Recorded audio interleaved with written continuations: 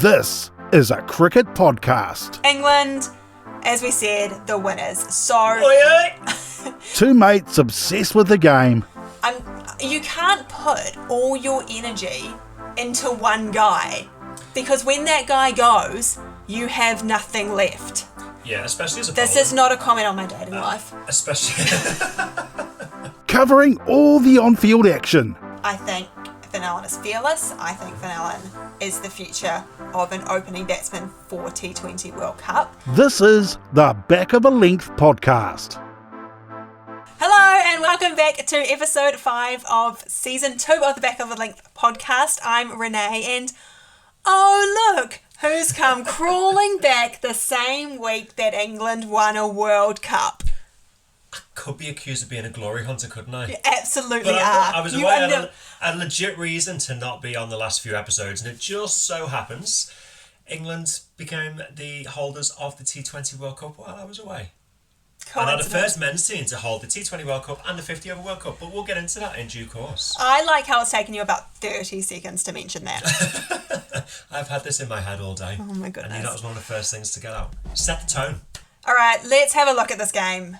England, Pakistan in the final of the World Cup with Marc with just the biggest smile on his face. England, as we said, the winners. So England opted to bowl. They won the toss, opted to bowl. They did. That is a massive call in a T20 in a World Cup final, because traditionally teams don't want to chase. Yeah, this England team does like to chase though. They've got firepower, and we've said this before on this podcast. They've got firepower from 1 to, I think they batted down to 11. I think they had Rashid coming in at 11. So backing themselves to chase any target that's been set. But also there was a lot of conjecture before the game about the weather, whether it was going to rain. That generally tends to favour the team batting second, because you know what you need to be at pair over basically with the DLS. So I think those are the two reasons that the team decided to bowl first. Yeah, so Rizwan and Azam came out to bat for Pakistan. They had found some good form in their last couple of games. We said that they are the best opening pair in the World Cup. They didn't really do it before the semi-finals, but they came out, but wasn't to be. So it was Rizwan that went first. Harris came in and then went for 8, batting at 3. And then a decent partnership between Masood and Azam after the power play. Thought maybe they could get to a good total, but no. Yeah, I just feel that Pakistan never really got a decent rate going. They kind of lost a couple of wickets, not relatively early on, but when they were just about to put the foot down, they lost a wicket. They had to consolidate a little bit. Then they were about to put the foot down, lost a wicket. Yeah. Then they had a few overs of consolidation. Then they lost another wicket, and it just kept going like that throughout the innings. And then I remember looking at it at a particular point, and it was about 12 overs in, and they were only on about 110. Which isn't a bad score, but they were 4 down. So at what stage do you pull the trigger, and do you risk being all out for 130 after 16 overs, or do you try and get to the few final overs to then really put the foot down? And I just think they were kind of in between all the way through their innings. They weren't sure when to put the foot down. When they did, England bowled really well and were able to pick up those wickets regularly. Yeah, so they only managed to have a go at Liam Livingstone. He bowled 1 over and went for 16 runs, and it was around that 12 to 13 stage. But then it really was the Sam Curran show. Top bowler of the game, top bowler of the tournament. Yeah. Took 4 overs, 3 wickets, 12 runs in a semi-final. Excuse me. in a final. Yeah, he player of the tournament, and for me, like, I've not really seen Sam Curran too much in the international T20 stage, and I did question his inclusion, but I thought maybe he's done it before in test matches where he's come in at number 8, and if the team needs some quick runs, given his stature, he's actually quite a decent hitter, but he's worked on his ODI game and his T20 game quite a lot. He was the best bowler, and for somebody so small, and the commentators alluded to this quite a lot, he's got a surprise ball, which is a short ball. He's got a decent amount of pace. He's got a great Yorker, but he's got slower balls. He's got cutters. He's just got the whole package that you want from a bowler. He's good at the start, good at the end, and pretty decent in between. Yeah, he definitely was, and he was helped out by the rest of the bowlers in England. So you had Jordan 2 for 27, Rashid 2 for 22, Stokes had 1 for 32, and Wokes 0 for 26. So tight bowling all around. Pakistan put on 137. Not enough. No, it wasn't going to be enough. especially with the firepower that England have got. Hales, who had a great semi-final against India, he went for one, but then you've got Phil Salt coming in, who is an opening batsman, aggressive at the top of the order. He unfortunately only went for 10. But Josh Butler at the other end was just going relatively well, and always keeping England ahead of that DLS rate. Ben Stokes came in, and Ben Stokes is a man for a crisis, really. If you need a man in a final to perform, apart from 2016, if you need a man to perform in the final, he's your man. Cool heads. He got 52 off 49. You know, it's not a great strike rate, but he did what he needed to do. He did what Pakistan weren't able to do, and that was to consolidate after a few wickets fell. But then he put the foot down and got the runs there at the end, which was needed, and he was well aided by Moeen Ali there as well. Yeah, he was. So it was they caught up to the run chase to go the same amount of runs and balls needed, and then it sort of got away from them again. They went to about needing 50 runs off 32 balls or something, and then it was like boundaries for Stokes, boundaries for Moeen Ali, and it was all over. And England got the chase with a few balls to spare and won the T20 World Cup. Woo! Yeah! Let's talk about Pakistan though, because they went into this final. Well, they've confused me a bit actually a lot this tournament. Pakistan, they looked great on paper going in. They had a kind of an average pool play and really only got through because South Africa stumbled at the final. Yeah, yeah. That's a polite way to put it. I alluded to all of that South Africa stuff last week, but then they got a sniff of the semi-final and went ballistic against New Zealand, and it was like this unmatched like fierceness on the ground that New Zealand didn't have. And I thought, oh my gosh, but this is Pakistan. Yeah. And then just didn't come for the final. Is that not Pakistan to a T?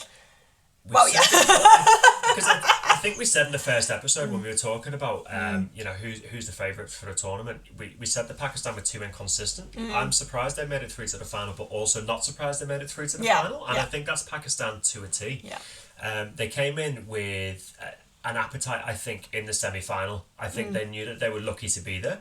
Left everything out on the field. Unfortunately, they just didn't quite show up for the final, which will frustrate their fans no end, because they have got an underdog team, like a decent team. They've got some really good players. You've got Rizwan, you've got Babar Azam, you've got Shaheen Shah Afridi, you've got a couple of other good decent bowlers in there as well. So they're not necessarily a standout team like the likes of England or India or Australia to a degree are.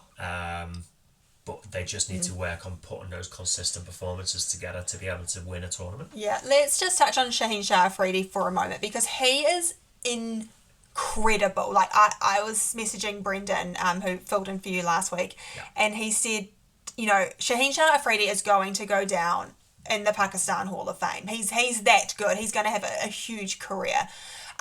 During the final, he removed Hales for one, as we said, and then he took a catch to remove Harry Brook, but he injured his knee in the process. He came back, he bowled one ball in his third over near the death, and then had to go off. Once this happened, I feel like Pakistan fell flat. And if you remember back to the semi-final, when they played New Zealand, and it was Shaheen Shah Afridi who got Fenelon out, and it was like this atmosphere for Pakistan. So when Shaheen Shah Afridi isn't on the field, Pakistan they're so flat, and you can't put all your energy into one guy, because when that guy goes, you have nothing left. Yeah, especially as a bowler. This is not a comment on my dating life. Especially... Are you sure? I feel like you're speaking from experience there. I'm just really upset about Shaheen Shah Afridi. Yeah. He's a great bowler. He's got all the attributes though, isn't he? He's tall, he's strong, he's got a terrific in-swinger, as Alex Hales found out to his detriment. And he does kind of carry that bowling unit on his shoulders. He's been around a while, but he's still relatively young. He's mid-20s now, so he's got a lot of time left in the game to be able to go on and do whatever, and probably break most of the records. You look at some of the Pakistan bowlers that he's got to to learn off. He's got obviously Wasim Akram, and I think he's worked with a couple of them in the past as well. So yeah, he's got all the attributes, but Pakistan, you're right, they can't put all of their eggs in one basket. If Shaheen Shah Afridi doesn't turn up, Pakistan need to still turn up in his absence. Yeah.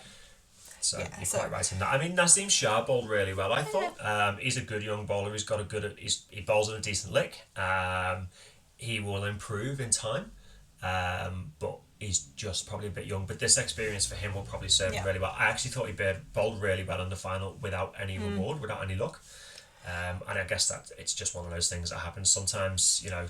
Luck goes your way. I don't think it's about Pakistan not having talent. I think it's about Pakistan not having energy on the field and having enough firecracker and having enough almost confidence to win a World Cup. Yeah, quite possibly. I mean, we look at this England team and a lot of them have been there and done it already. We think back to... Not to brag. Yeah. Think back to 2019. Do we have to? I do apologise. But you look at the players that we've got in this T20 World Cup, you've got Marine Ali, who was there in 2019, Ben Stokes, Chris Wokes, Chris Jordan, Josh Butler.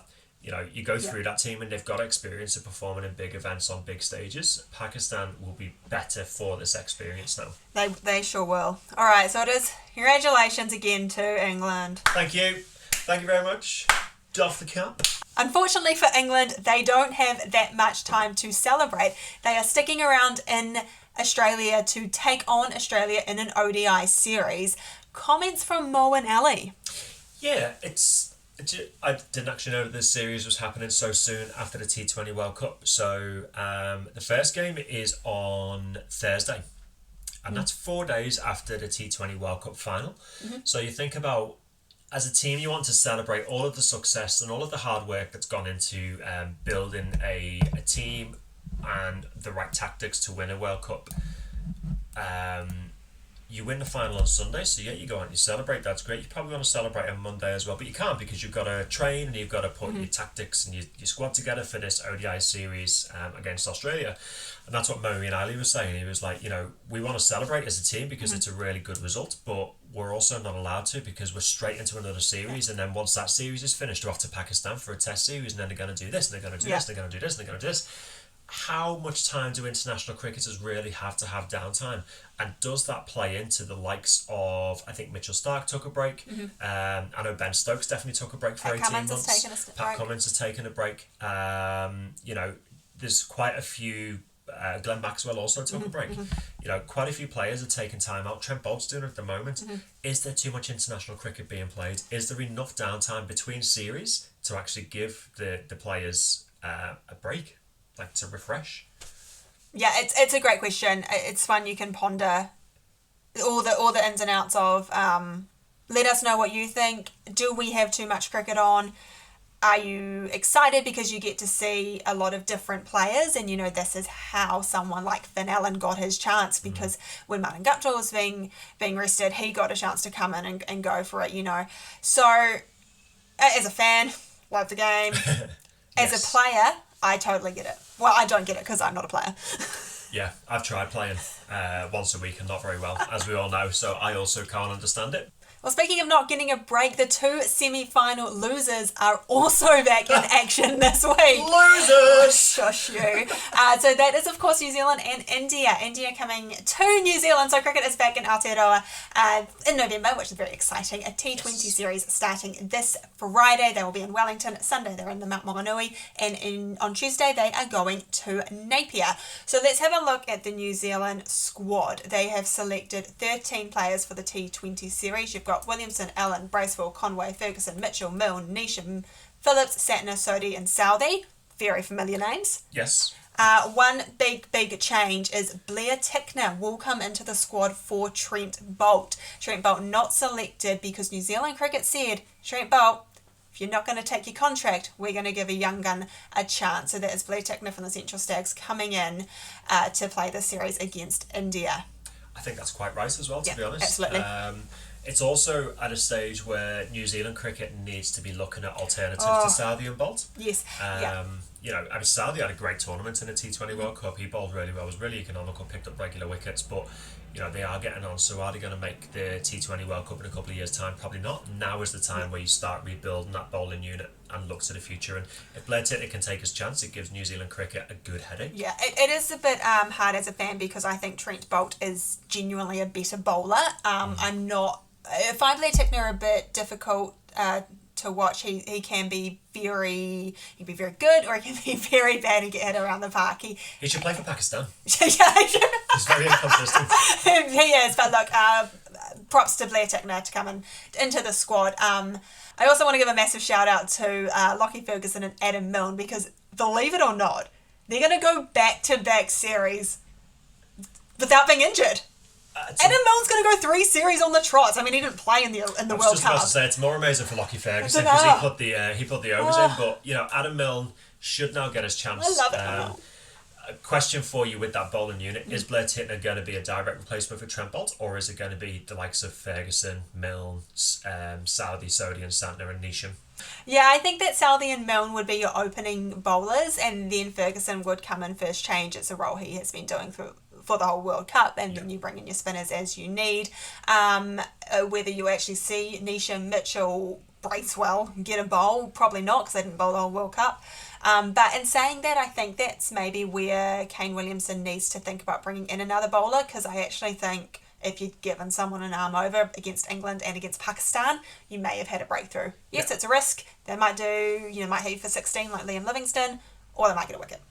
Yeah, and without wanting to bang on about England's success too much, although we all expect... That's a lie! That is a hold on, did I just agree with you? But I think that's where Josh Butler is really good. He goes with his gut feel and goes, you know what, I am going to bowl Liam Livingstone here. Not a regular bowler. Alright, he went for 16, sweet, didn't work. But in another game, he'll pick you up a couple of wickets and over and completely change the complexion of a game.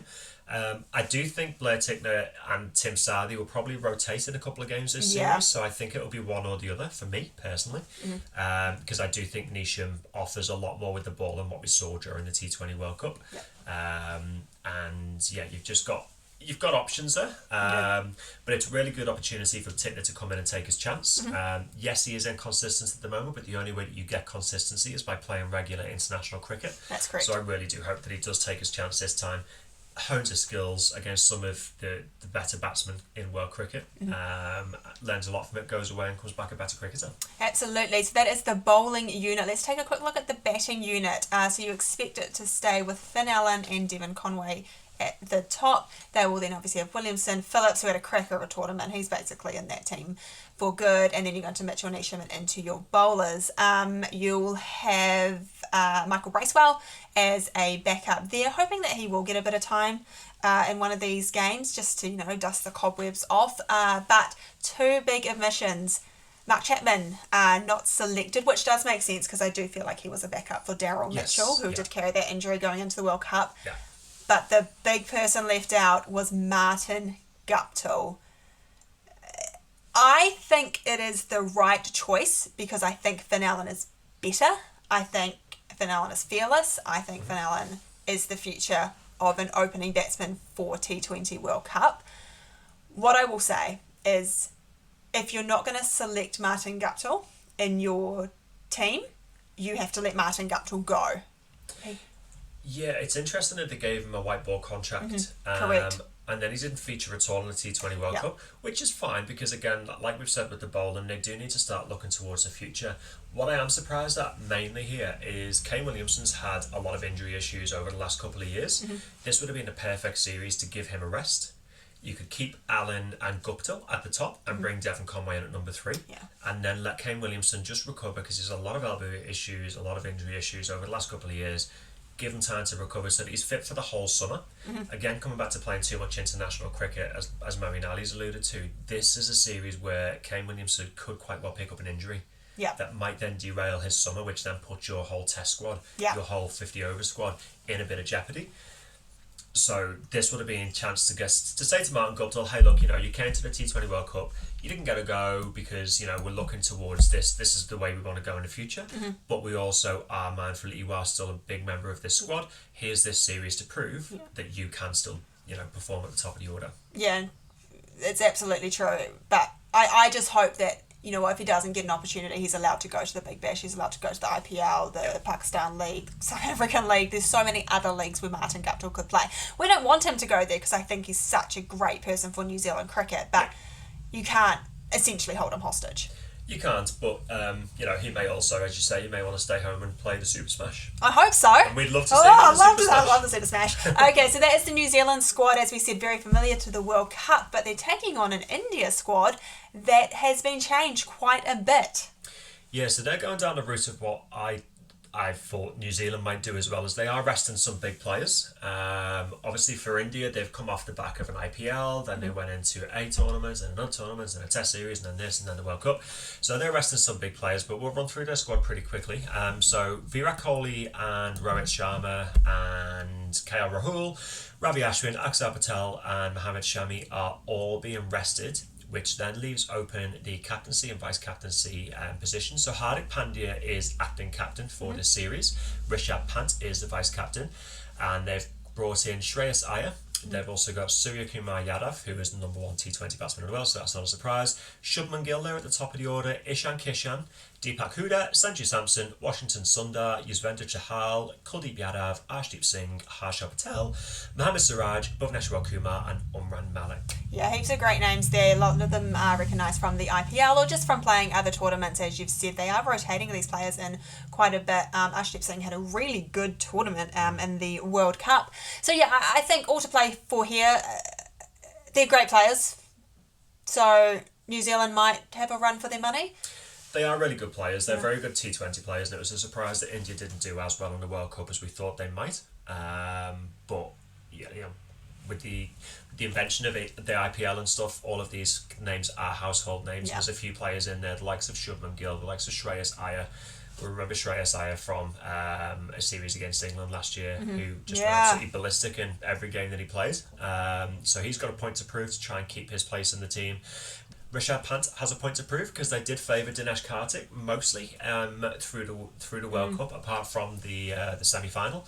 So he's definitely got a point to prove. Hardik Pandya will be hoping to carry on his form from the T20 World Cup. And yeah, a few players in there. Yuzvendra Chahal was probably unlucky to miss out in the semi-final against England. I think he could have made a difference. Left-arm spin always has a different variant to offer. But yeah, a decent team, and I think they will give New Zealand a decent run for their money. And it is actually a hard one to call. Yeah, I couldn't call this one because I think both teams were super even across the tournament. I think both of them had a really great enthusiastic games, and then both of them had some sort of average games. New Zealand against England, India against Pakistan, only just getting over the line there. And they both lost the semi-final. So all to play for. One thing I am expecting from this series is to not be able to identify where the outfield ends and the pitch begins. New Zealand generally do like to, keep us guessing as to what pitch is actually being used, especially against India as well. Generally not great against the swing and seam and ball. So, we'll just look for where the white lines are. Can't wait. If you want to follow us, we will be all over this over on our Twitter at Back of a Length, on Instagram at Back of a Length. I can't wait. I'm so excited for cricket to come back to Aotearoa. Yeah, it'd be good. Okay, Mark. Lots of cricket on, but let's finish with our favourite segment, the first 11 of the week. That should be our new jingle. That's great, isn't it? So, Mark, I would like to tell you that when you left me, yes, I felt stranded. Okay, I can only apologise. I thought it'd be the best 3 weeks of your life. Turns out you think more of me than what I thought you did. Win for me. So what I've done though is taken that pain and I've been inspired to create a first 11 of players that were left stranded on 99 not out. Oh, I like this one.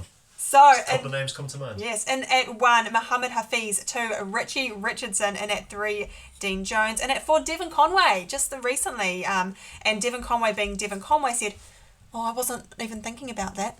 Oh, of course he wasn't. I saw him. He kept looking at the scoreboard every over.